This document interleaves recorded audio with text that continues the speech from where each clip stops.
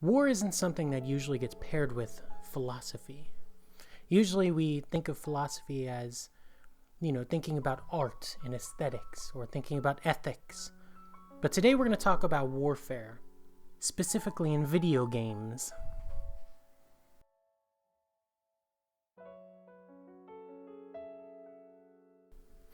I'm actually a big fan of the Halo series.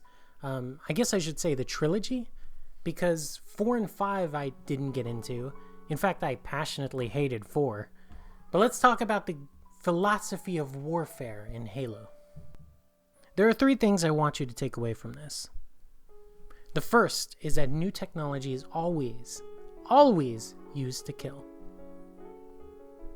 Think about the airplane all the way to the radio. Anytime an invention is made that can be used to kill, it is used to kill. In Halo, this is also mirrored. You see space travel, for example. The Covenant used space travel to glass entire systems. As soon as they show up, they just shoot down beams and glass a planet. Even the Spartans with their cybernetics, they are enhanced humans. They are stronger, smarter, and more efficient than other humans, and yet they are used to kill. In regards to the radio, for example, it's a great example because now we have Justin Bieber. Weapon of mass destruction! Another thing to point out, alliances are made in difficult times. Historically, alliances are made in times that are difficult. Think about World War II. Not all the countries that allied or allied on the Axis side were necessarily eye to eye on every issue. They had disagreements, but they came together to fight a common enemy. An example of this in Halo is through Halo 2, when the humans allied with the elites in the Covenant Civil War. It's because they were defending against a safety concern. Even now, alliances are toyed with in our society, whether it's the console and PC crowd coming together to fight off the Apple crowd. You have something that unites a group against a common enemy. The third thing I want you to take away from this is zealotry.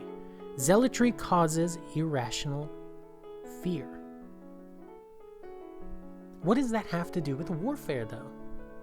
Well, fear is a huge driver of war.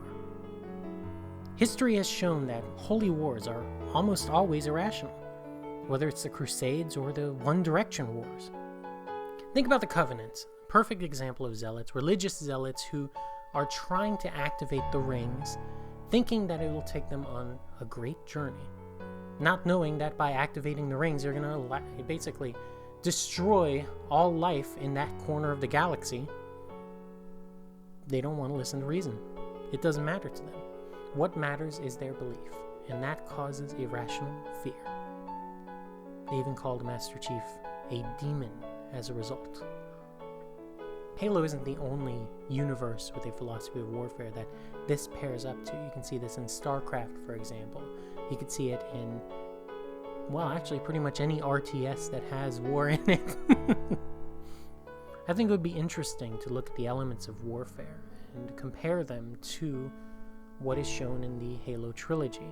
But I'm not going to go that far because I really just want to do a very broad view of the Halo universe and talk about instances that have to do with a philosophy of warfare, and that's what we've done today. So hey, if you like this video, like, comment, subscribe. Let me know what you want to see out of this. Do you want to see something about Halo and the principles of warfare? If so, just let me know. Well, I am Frank Gamer, and as always, stay honest.